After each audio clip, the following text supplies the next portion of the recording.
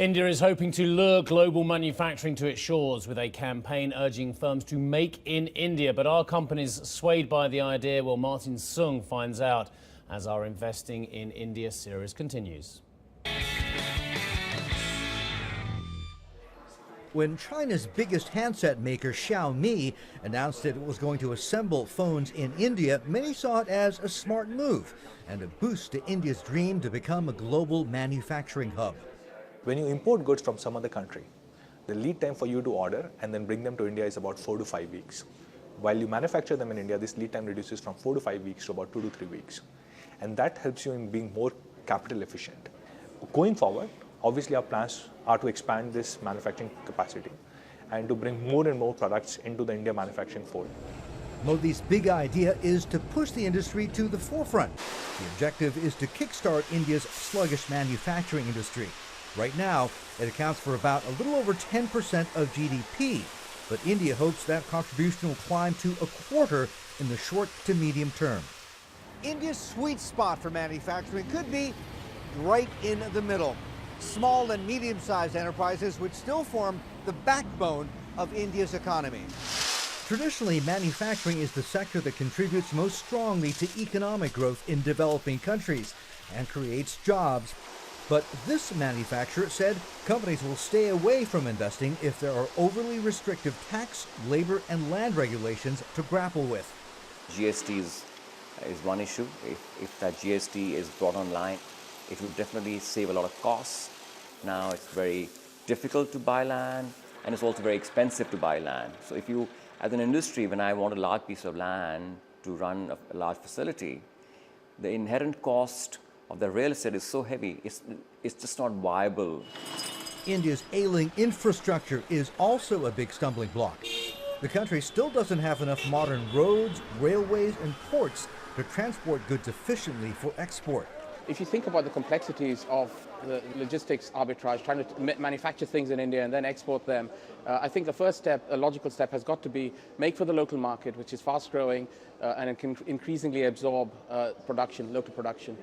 The good news is the Modi government appears to realize the scale of the task at hand and has moved to fix some regulatory and taxation issues that hurt investment sentiment.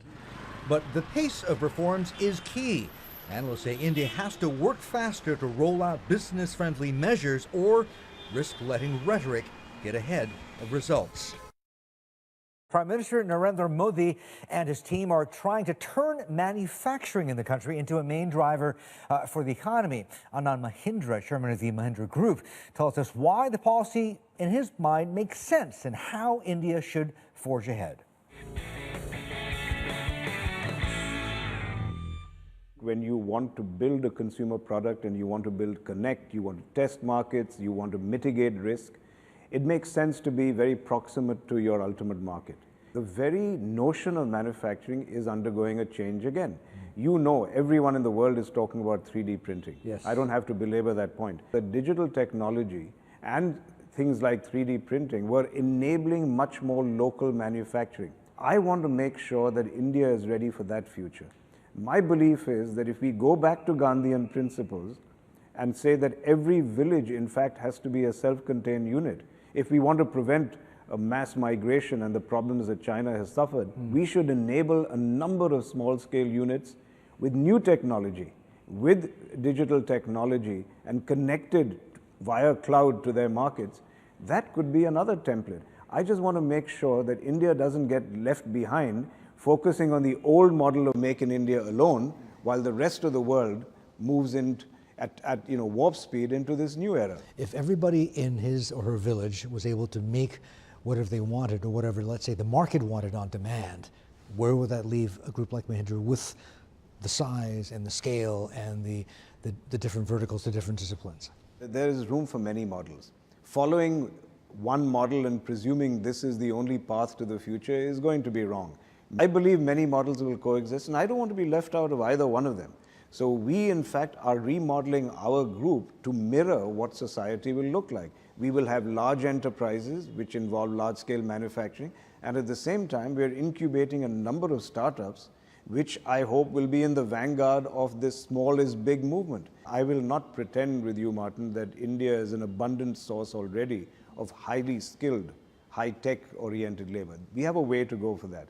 And the government and the private sector have to invest a great amount in skilling them. Once you do, I believe for that kind of high-tech manufacture, Indian labor is ideally suited because there's a great engineering bent of mind. And even in the earlier days when China was fast outstripping us on repetitive high-volume manufacture, India always scored in manufacture that was bundled with some kind of intellectual or engineering content. Do you see much more opportunity for the private sector, including business houses like yourself, of course, in defense? If you look at the policy that has been announced, there is a very clear understanding on the part of Mr. Modi himself and his colleagues in government that India needs what they call a military-industrial complex. If you look at some of the most incredible inventions or technology innovation that has come out of America, it's come out of this big bad military-industrial complex. It's at the confluence of military requirements and technology that you get remarkable achievements. That's what I think Mr. Modi understands. And I'm always struck by a man who comes from such humble origins that he understands concepts like this, which frankly previous regimes didn't. So he is not saying this as a flag-waving patriot, simply saying, I want to get foreigners out, I want people to make in India. He's encouraging defense companies to invest here. He's saying in high technology areas, I don't mind if you invest 100% of the equity in India. But he wants the locus of manufacturing to be here, because he knows when you do that, you create an innovative ecosystem. There are few people better to talk about the industrialization in India than Kumar Mangalam Birla. He's the head of the Aditya Birla Group, one of the big three business houses in India, along with the giants Tata and also Reliance. Now, we caught up with him recently to talk about India's manufacturing push and his company's late and surprising entry into the world of e-commerce. Take a look. I think that the ripple effect of investment in manufacturing in terms of the number of jobs that get created is the maximum. And we have the credentials as a country of being successful in the manufacturing sector. We have educated people, we have a fairly inexpensive labor force. So I think that there is a huge opportunity for India to become a manufacturing hub, if not for the whole world, at least for this part of the world. From your businesses, what can you tell us about what kind of shape the Indian economy is in? I think, in short, the services business are doing very well. Manufacturing is seeing a problem more because of commodity prices being the way they are, not just in India, but obviously globally. So I think it's interesting times, challenging in some ways, but also many opportunities for growth in India. Where? We are the largest in cement in the country, and the question I often ask is cement really a old economy business or is it a new economy business? The kind of infrastructure that India will require if we are to actually grow at 8-9% per annum is going to be huge, and if that's the case, the demand for cement is obviously going to be huge as well. So can you really say that it is an old economy business? I don't think so. We are not in those sectors, but pharma, IT are doing very well. Our telecom business is doing very well, so is our financial services business. The commodity businesses, like I said, across each sector, we continue to outperform the sector and the closest competitor to us. Commodity prices, is this it? Have we seen the lows? So, you know, every commodity has a different story, but I think if I take the example of aluminum, which we are in, prices are so low that for several smelters across the world, their cost is higher than today's price, which means that at some point in time, if this persists, they will actually have to shut down.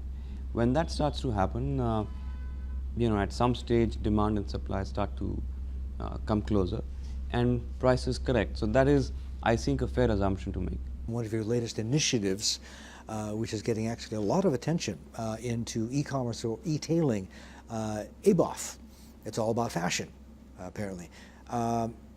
Interesting idea, but a lot of people are saying that, A, you may be a little bit late to the game, and they're also surprised that you're doing it now. And you say what? Well, there is no right time. I think that we've spent a fair amount of time studying the sector, studying the different verticals, and have zeroed in on garments or fashion. It is the fastest growing vertical in India. I think that the room is very large. There's space for more of us. At the end of the day, there will be a few who will survive. And I think it's about quality, it's about customer experience, it's about sharp pricing.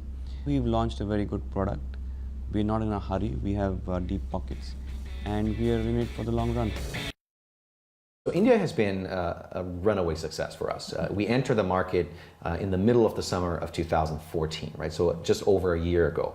And then in less than a year, we sold 3 million smartphones from a standing start, right? From zero, from 2 people in a room. So that was a phenomenal first year for us. Then we actually just had our first quarter where we sold over 1 million devices in one single quarter. That was Q3 2015. So this year alone, we've had 45% quarter-over-quarter growth in the Indian market alone, which has been really, really phenomenal. So we're continuing to invest. We now have manufacturing in India. Most of our devices sold in India are now manufactured in India as well, which of course creates tremendous synergy for our business. We have a huge community in India. We just opened a very large office in Bangalore as well. So we're dead center in the Indian Silicon Valley. So going really, really well, but the prospects for growth are even better, we think.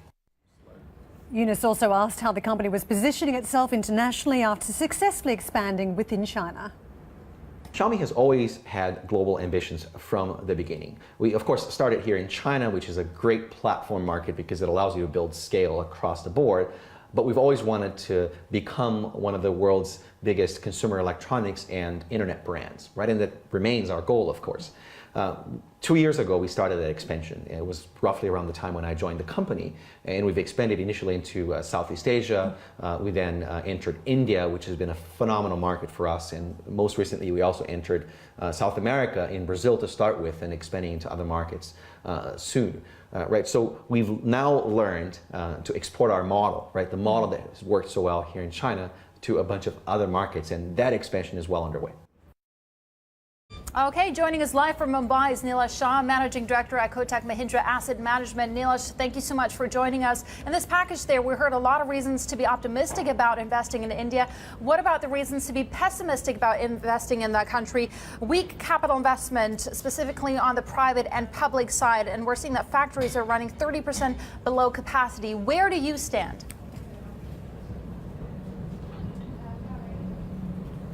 We think today we are in a far better position, and all the problems which we can foresee in future have already happened in the past, and despite that India has delivered reasonably good growth rate.